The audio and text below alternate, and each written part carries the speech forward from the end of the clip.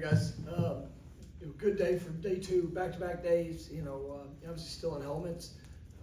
I thought we got a great opportunity to clean up on some of the finer details of what we put in yesterday. You had a little bit of new installation, but really with a lot of new faces, but also with some new terminology. New alignments, different things that we're looking at both sides of the ball and installing.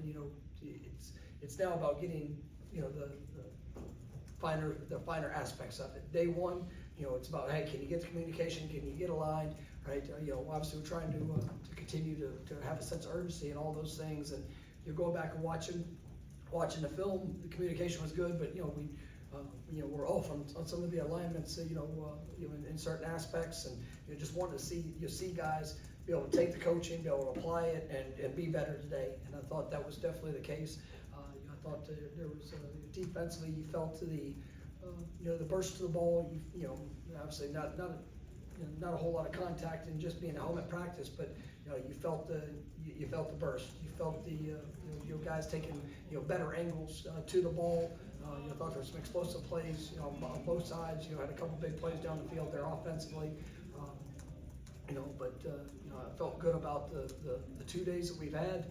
Tomorrow will be an off day where we'll get a chance to really look at a lot of film, and be able to meet and go over it. And then, obviously excited about Saturday being the first padded day to start to continue to pour in and showcase some of the physicality that these guys have been working to develop, and you see them go put it on display.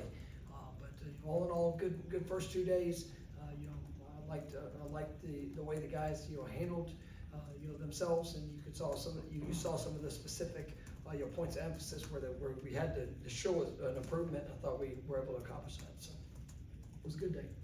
You mentioned installing new schemes, I guess, both sides of the ball, but for defensive specifically, how have you gone about yourself learning some of the nuances to be able to teach it better at practice or make suggestions? How kind of work have you put in? Yeah, I mean, there are a lot of levels to it, and so it's something that for me, I'm looking big picture, make sure the fundamentals, techniques that the guys are that it's looking the way it's supposed to look. And obviously when you have two different sides of the ball, what we're doing special teams, I mean, there's going to be a lot of the finer details of it that our guys are going to continue to learn as they're going through. But as I'm back there in the defense back, that's where I stand. It's where I always like to be, and making sure that you're seeing that the efficiency of our movement, the explosiveness. Are we using our hands? Are we making sure that we're taking the proper angles? Are we doing those things that we need to do to be able to put it on display? Right now it's putting in a base, the base element of the foundation of what we're going to do, and then we'll continue to expand upon that. But I'm excited about what I see, and I'm really pleased with the multiplicity of things that our guys are understanding here, early in this process. Chris? Two defensive linemen, Darryl Jackson, you guys praised him for the winter program. How has it been through 2 days? And then James Williams, just what stands out about him as you get to see him moving around? Yeah, I think both those guys, you feel their ownership, and and that's it's an important word, but it's also it's the actions that come with that is for what they want it to look like, what they know it needs to be.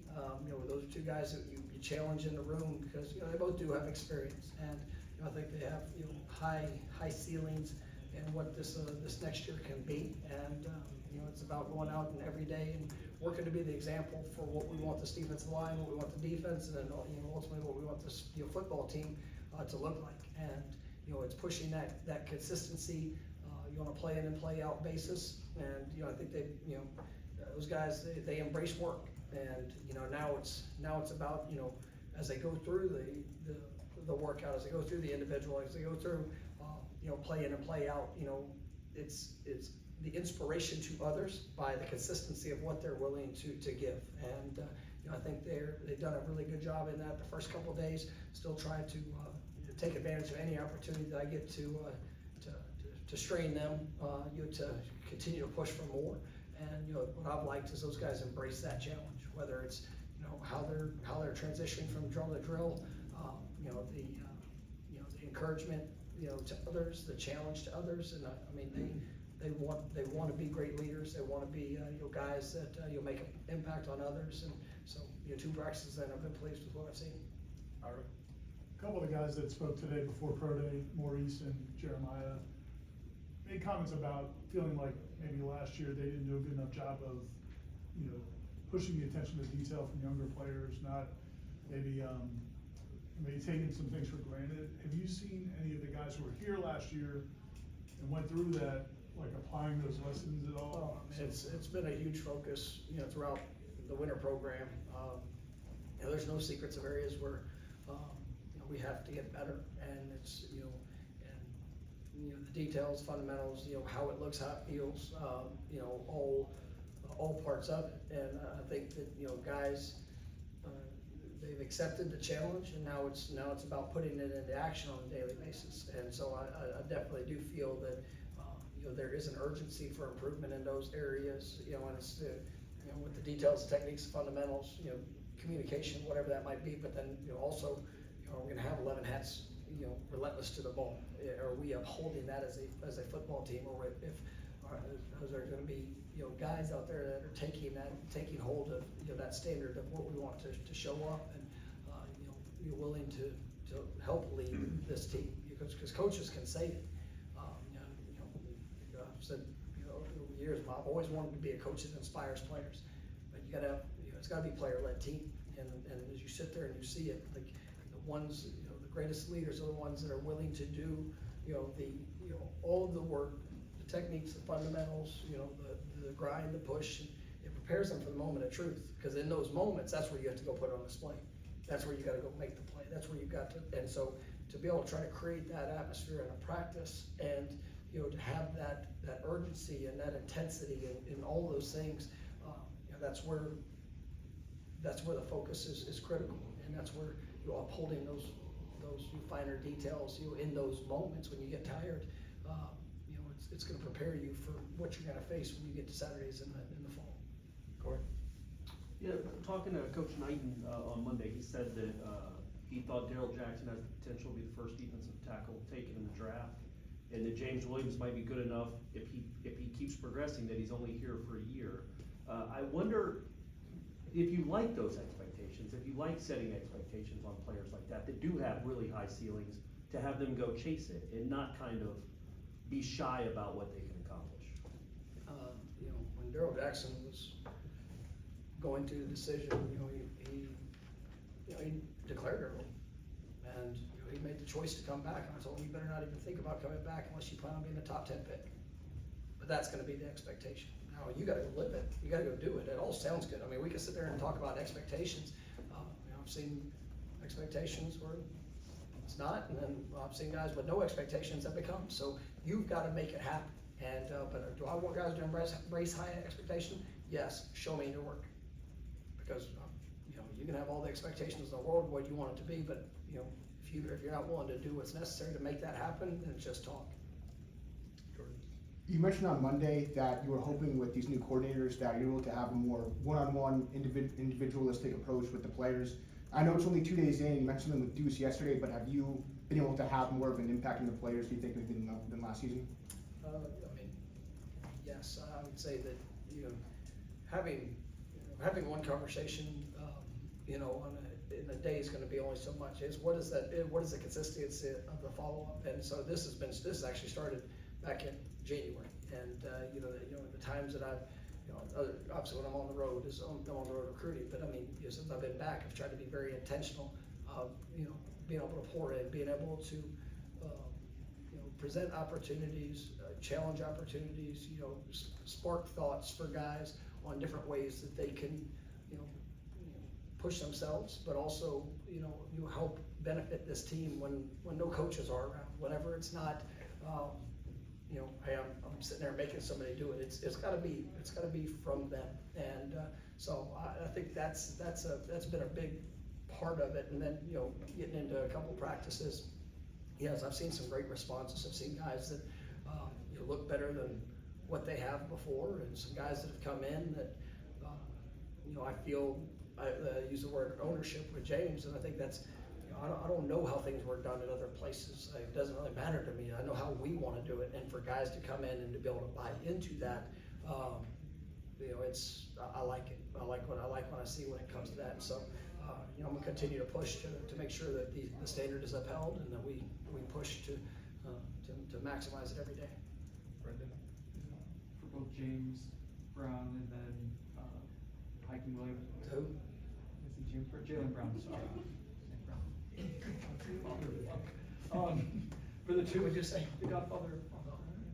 Soul. Oh my God, this is epic.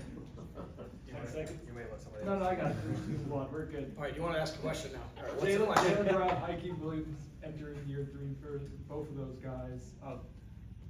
Imagine there's a sense of urgency for both of them. What have you seen, I guess, for their development in the, sounds very heavy, Chris, in the offseason, so far at this point? What have you seen through 2 practices? No, I mean, those are two guys that need to have a sense of urgency. And, you know, they were two that, you know, been challenged, you know, throughout this offseason, you know, and two guys that made the choice that, you know, they want to fight for it. And, you know, I'm grateful for that, and I'm trying to push them on a play-to-play basis for them to continue to elevate to what I believe that they can be. You know, I've seen both of them in the first 2 days make plays that get me excited, and now it's can we continue to build upon it, you know, for 13 more. And, you know, at the end of the day, there's gonna be competition at every position. I can absolutely see in 2 days of practice.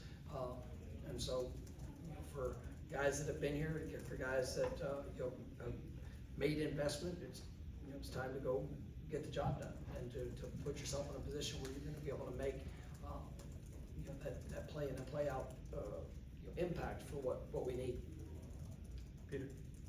Coach, with Shaheem and Conrad out, what do you see for the young safety that are embracing, taking their role during their absence? Yeah, you know, it's been good, you know, obviously, Earl Little, you know, I think about, you know, him and KJ were guys that, you know, KJ played a lot of football for us last year, and, you know, seeing him work to take another step in his game, you know, I really like, you know, what he's done with his body. I like the way he's moving.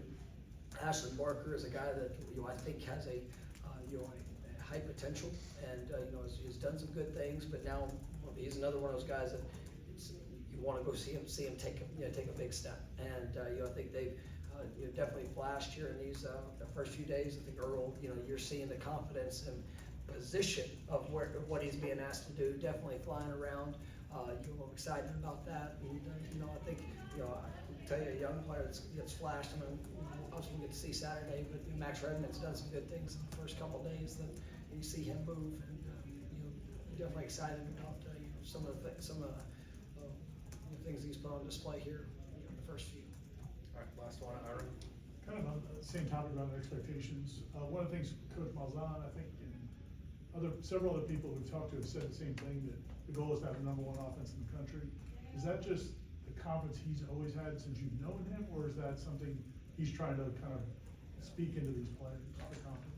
Well, the answer is, I guess, yes, because it's both the same.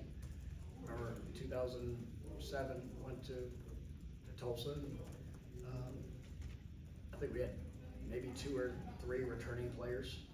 You know, one was a really good quarterback and a really good running back. I think one offensive lineman that had started, and went in and said, we're gonna be #1 offense in the country.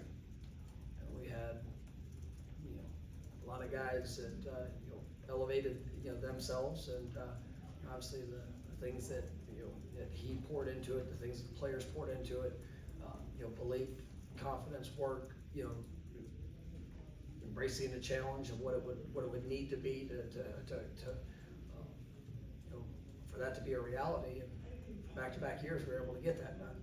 And, you know, if you'd asked at the beginning of it, there had been no expectation of that ever being, you know, even potential. But, you know, guys get to make a choice for what they believe they can do.